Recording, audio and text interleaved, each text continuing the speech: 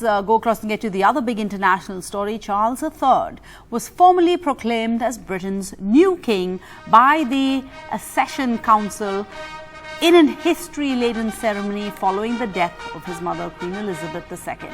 The council, televised for the first time, is a centuries-old formality to recognize the new king's sovereignty, even though he automatically became the monarch after the Queen's passing. The 73-year-old Charles, though, officially took his vows as the new king, and as he did so, he said that he was deeply aware of the duties and the heavy responsibility of sovereignty. Several hundred Privy Councillors, including the current Prime Minister Liz Truss and all of her living predecessors, Charles's wife Camilla, his eldest son and heir William, all of them were present, all of them attended the ceremony. Charles said that his mother, who died on Thursday in Balmoral, aged 96, gave an example of lifelong love and of selfless service that he promised to emulate. 3 cheers for His Majesty the King. Hip hip, hooray! Hip hip, hooray! Hip hip, hooray!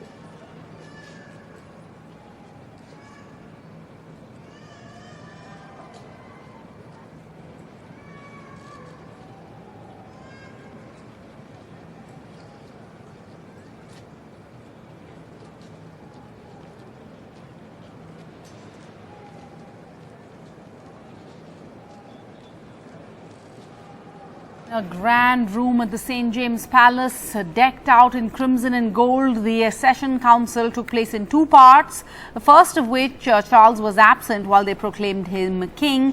The clerk of the council announced that Prince Charles Philip Arthur George is now, by the death of Our Lady Sovereign of happy memory, now becomes our King Charles III. God save the king. The assembled councils then repeated God save the king, and Charles's accession was then announced publicly by a trumpet fanfare and a proclamation from the balcony of the palace. That was around 10 a.m. in the morning. Then, of course, in that speech, Charles evoked the memory of his mother, saying that she was an example of lifelong love, a life full of selfless service, a life that he promised to emulate. My lords, ladies and gentlemen, it is my most sorrowful duty to announce to you the death of my beloved mother, the Queen. I know how deeply you, the entire nation, and I think I may say the whole world, sympathize with me in the irreparable loss we've all suffered. It is the greatest consolation to me to know of the sympathy expressed by so many to my sister and brothers, and that such overwhelming affection and support should be extended to our whole family in our loss.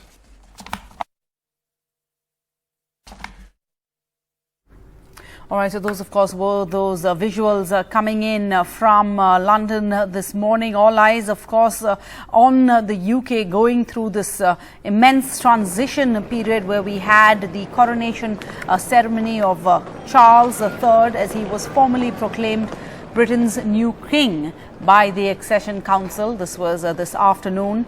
It's been a history-laden ceremony. It follows, of course, the death of his mother, Queen Elizabeth the second, which took place on Thursday.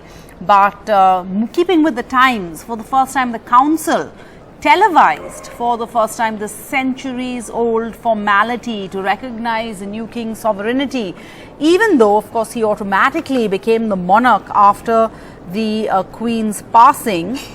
But This is a formal ceremony that takes place or took place today, where the 73rd-year-old Charles officially took his vow as king, saying that he was deeply aware of the duties and responsibility of sovereignty. So we've been bringing you live coverage.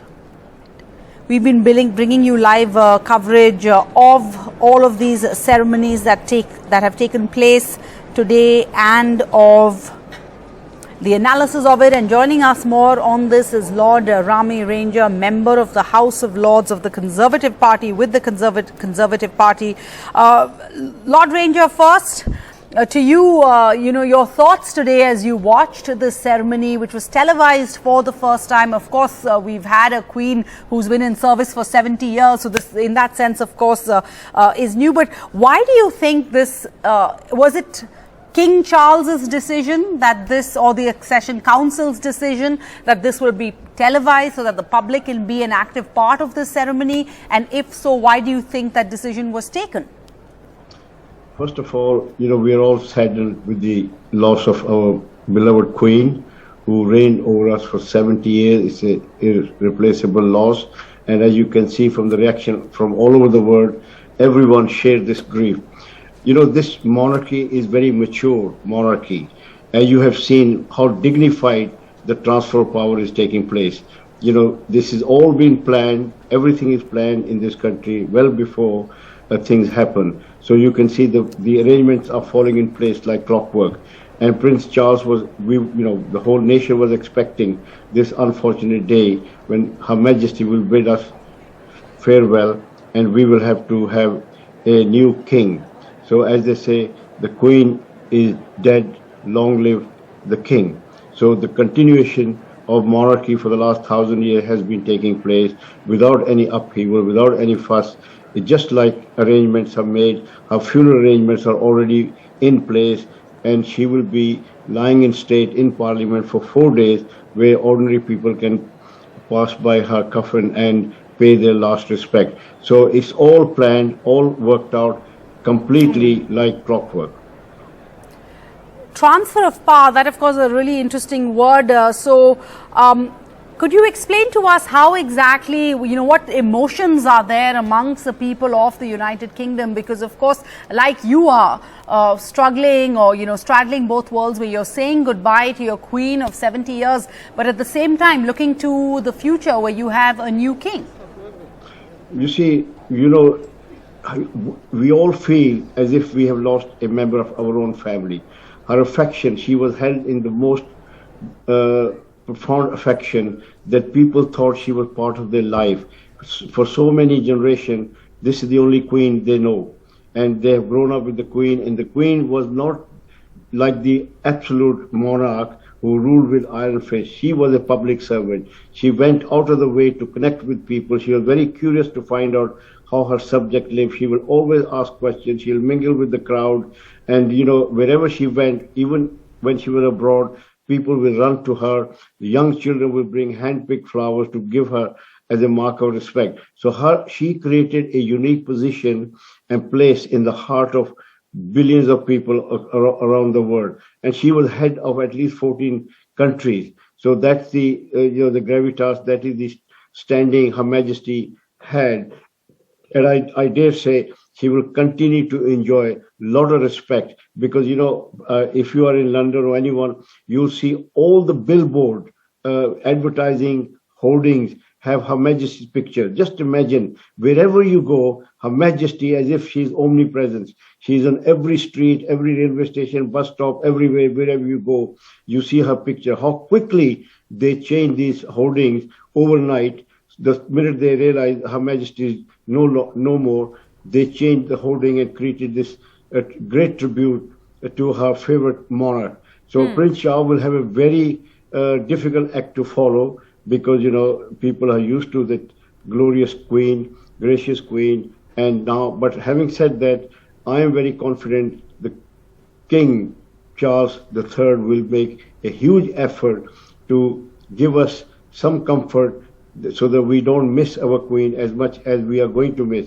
So he has already been grooming. As you know, a couple of years ago, he was made the head of Commonwealth in anticipation with the dreadful day when Her Majesty will not be with us.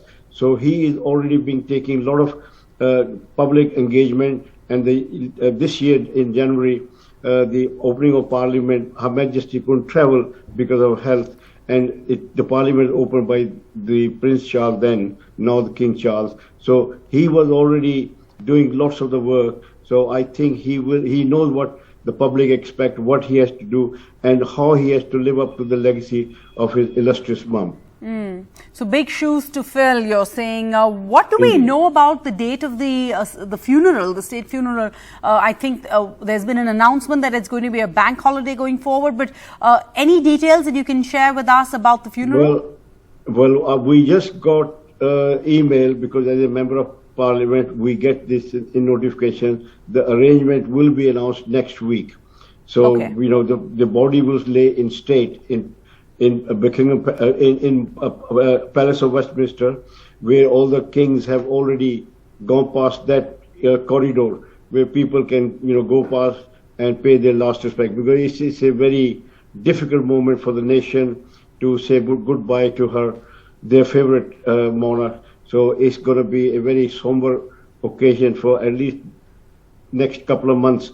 You know, people are already crying. Lots of floral tributes have been paid to the Buckingham Palace. As you see, tons of flowers have already been delivered, and some people are just crying because it's so much love we have for the Queen. But what happens if you're saying next week? It's a good between 7 to 9 days before the funeral. Could you take us through? Do we have a schedule? This is, you know, also a period of mourning for the people. So what has been planned out? What's in place? Would you know anything about the schedule? I'm sorry, I don't know much, but I do know that next week the proper arrangement will be made. The body will lay in state for 4 days. So 4 days people will be allowed to pass the coffin and pay their last respect. The body has already been lying in the Parliament of Scotland yesterday. So it's going to come to London probably. It's already here, or maybe tomorrow. So this is unprecedented. The Parliament is open today and tomorrow as a mark of respect to Her Majesty the Queen. And after this event, I'm going straight. As you can see, I'm dressed in black just to go and, you know, pay my respect or sign a book of condolences. So it is a huge tragedy for the nation, and, you know, we have not come to terms with it, you know, as yet, but it's going to take some time. And as you can hear from the King, how great tribute, how moving tribute he paid to his mother and to our Queen. Sir, you know, you've talked about how much of a challenge, or what big shoes King Charles has to fill, taking over the mantle from his mother, Queen Elizabeth II. Many have talked about how the Queen really has been a link to another era. She's been a stable feature in the lifetimes of, you know, a generation of, she's been in service for the past 70 years. But monarchies are across the board, and even in England they've shown, have been, as we move every decade, they become less and less popular. In that context, how much of a challenge does King Charles face? Do you think the British monarchy can survive another generation, and how much of that will depend on the conduct of King Charles? This monarchy is unique. It has evolved with the people, with the modern world. I mean, Her Majesty is instrumental in making Britain a multicultural country. She has claimed to represent people of every faith. You know, she will visit temples, she will visit mosques, she will visit gurdwaras, out of the way to connect with people of every faith. So she loved multiculturalism. So that is number one quality. The other quality, she was very much committed to Commonwealth. For her, Commonwealth people are family who came to defend king and empire in both the Great War. Not only they defended, but they also came to rebuild the country after devastating war. So she had special place for the people of Commonwealth. She also had a lot of deep respect for the armed forces. The armed forces take allegiance to Her Majesty the Queen. And you know, she was a unifying force. She could unite the people regardless of their political persuasion to come together during the Falkland War. She just came on the television that we are sending a task force to liberate Falkland. And you can imagine the crowd was in the street trying to cheer up the armed forces. So that is this power. So this queen is the people's queen. The king will be people's queen. He's already taking interest in environment, global warming, so many initiatives. He's already been talking. Sometimes he gets into hot water, but they do show concern for what is happening in the world. They are people's monarch. They are not, they don't interfere in day-to-day running of the country. The Prime Minister does that, but they are there to give guidance. They're there to give advice because they have had a lot of experience. Her Majesty the Queen had 15 Prime Ministers gone through her. So she knew she had lived through all the most difficult, challenging time in the country, the happy time, the difficult time. So there is nobody with that much experience and knowledge as Her Majesty the Queen was. I'm sure Prince Charles also has a great deal of knowledge, and he will be a good king because he's very conscious that he has to follow a very tough act, and he'll have to work much more. And you have to understand that 70 years you have been working, and the legacy of 70 years is not going to be easy to replace within 1 month or 2 months. It's going to take few years for Prince Charles to establish himself as the real loving king of the nation. Very aware of that and very humble in his speeches as he vowed to follow the inspiring example of his mother, Queen Elizabeth II, in fulfilling the duties as head of state. Thank you so much, Lord, for joining us on this news bulletin. Thank you. We'll come back to you for more, but let's just bring our viewers up to date with the visuals that they're seeing on their screen right now. This was visuals from this morning in London, where prime ministers of the past stood among members of the Privy Council watching history unfold in the United Kingdom today as the king, the new king of England, made his proclamation as the nation's new monarch, vowing to follow the inspiring example of his mother and fulfill his duties as the head of state. King Charles III spoke of the irreparable loss to himself, his family, the United Kingdom, the Commonwealth, the whole world, represented by the death of his mother, as he spoke after being coronated as king today. Sadly, as they watch.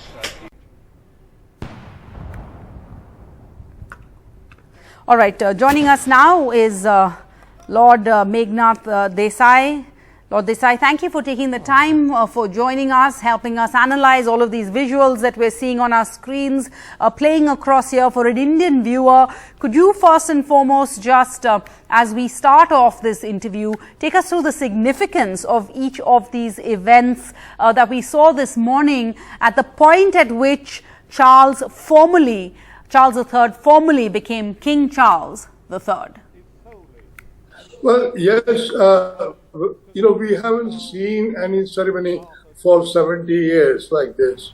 I have been in the UK only 57 years, so we haven't seen it. And none of us was expecting this very sudden death of Her Majesty. And I was expecting, since her mother had lived 101, she might at least break the 100 record.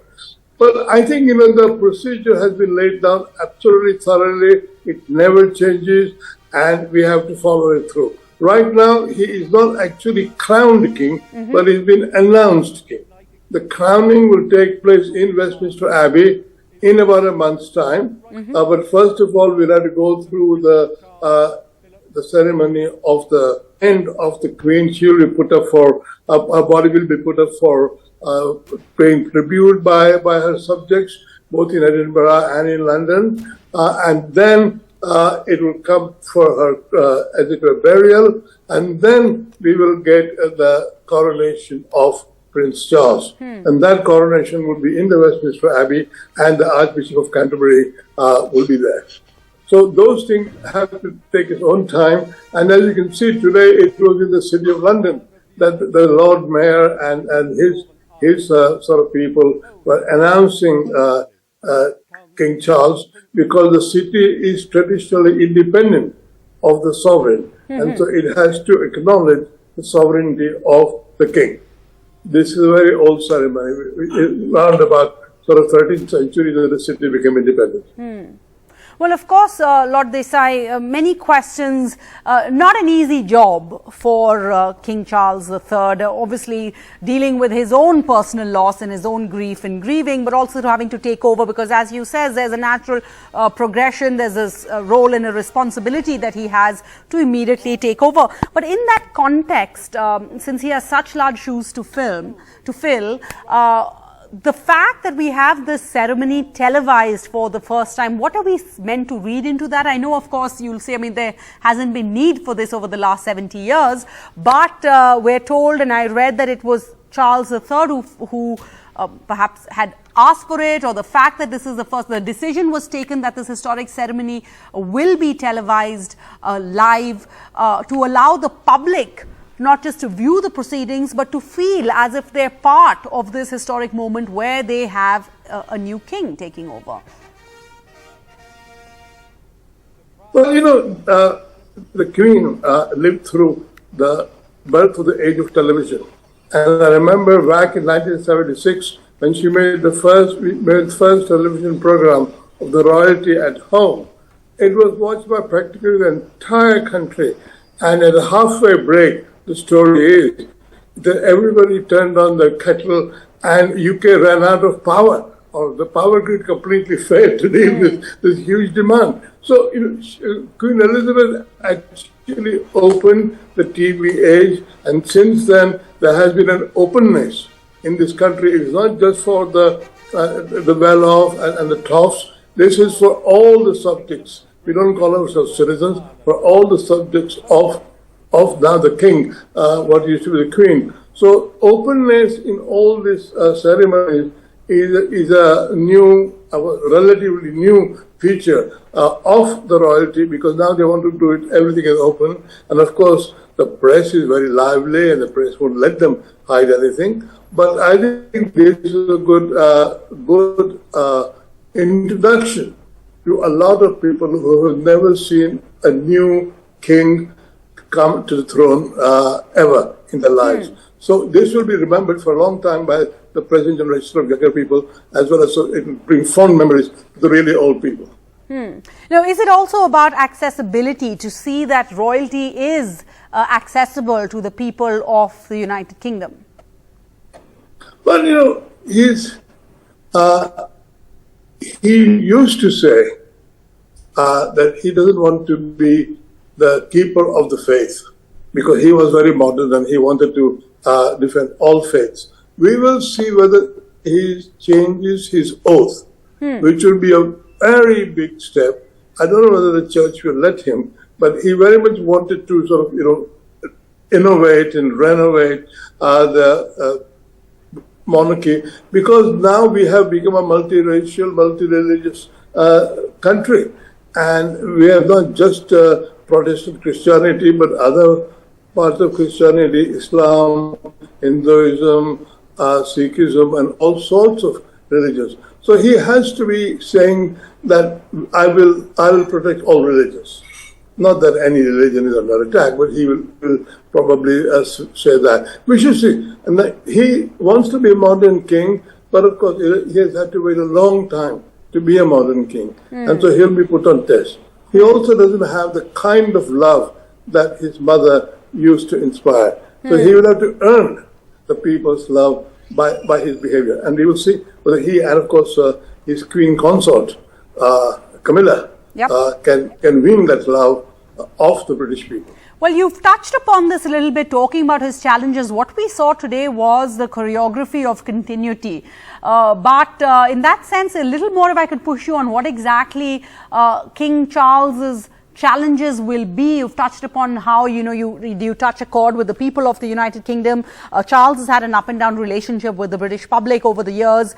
Camilla, now the Queen Consort, has had an even rockier one, really. So in that context, what are his challenges? Does he command the same sort of respect, universal respect that his mother had, certainly in what is required of anyone in his position? And what are the challenges he's going to face going forward? Well, we don't really have a anti-monarchist tradition, which is very, very large. Yes, we have a small sliver of people who still go on, why do we have a king, why don't we have a republic, and so on. But by and large, the late Queen was so much absolutely balanced, very courteous, and very uninterfering with the public affairs, that she earned everybody's respect and love, except when Princess Diana's accident took place. Then there's a lot of hostility, but otherwise, there was love. Now, I think Prince Charles, he's 73, he has been around for a while, he's opened his mouth on everything, architecture and climate change and this and that. He is not as much liked, he is still controversial. He will have to change himself and become a proper king and not just the Prince of Wales. It's a difficult act to follow his mother, but he'll have to learn. Mind you, he doesn't really have that many more years. He probably won't last maybe more than 20 years. I wish him long life, but men don't live very long that way compared to women. So we shall see. But he will be on a test. He will have to perform properly. He will be scrutinized by the public and, of course, by our media, which are absolutely, very, very tough when it comes to criticism of the royalty. Well, thank you, Lord Desai. And as you said, he will be scrutinized. But one thing is very clear, and that is his fondness for India, the King's fondness for India. Thank you, Lord Desai, for joining us. He's visited India more than 10 times. He's aware of and listens to Indian music. And NDTV's and Radhika Iyer spoke with prominent Indian expats in London about whether King Charles could help improve even further UK-India ties. For the first time when he entered Buckingham Palace from Balmoral, King Charles III was ushered in with a lot of love, affection, kisses, hugs, and the kind of jubilation which one didn't expect just after the death of the Queen. Perhaps that affection comes from the fact that the Queen brought about the royal family to become that much more likable. Given his life has been so very eventful, the question I'm trying to ask is what kind of a king King Charles will be, and how relations change vis-a-vis India and the UK. I have with me Meera Kaushik, OBE, somebody who's lived in this country for 40 odd years and doesn't have a count of how many times she's met King Charles and the Queen. And also with me is Ambika, a poet. Meera, the Queen visited India 3 times in her tenure, during her reign in 70 years. But the Prince Charles, when he was Prince and now King, visited India more than 10 times. Is he a better friend to India? I think Prince Charles is hugely influenced by Indianness, the Indian philosophy, Indian music, Indian culture, Indian traditions. They come very naturally to him. Years ago, I had an opportunity of meeting him in my office, and the first thing he did was to discover a sitar sitting in our office and said, "Oh, have you got a sarangi?" And then soon I discovered that he was actually a great fan of Sultan Khan. So, and his work with the British Asian Trust and his friendship with India and Indians. I remember attending the 65th anniversary of Indian independence at Windsor, which he hosted, and he's so comfortable with India, Indians, and that's because of his charity and his work in India. Is the Indian diaspora here, also in India, more familiar with King Charles, or has met King Charles more number of times, and if yes, do you feel he's very popular with not just the Indian community but generally community? I think King Charles has had the opportunity to meet Indians a lot more because he has worked a lot more at the grassroots level, which the Queen didn't have the opportunity given that she became the Queen at such a young age. So she was doing much more ceremonial stuff, whereas King Charles was actually working with people in charities, interacting with Indians and people of all communities. So definitely more people will say they have had the opportunity to meet him, which includes the Indian diaspora. There may be a different way that they have so far viewed King Charles. They've seen him more as somebody more accessible, more normal, if monarchy can ever be normal. But they have not seen him at that level as they saw the Queen at that elevated level. And now it is for him to create that space and that sort of elevated status for himself after having been of the people for so many years. I think that will be an interesting change for him.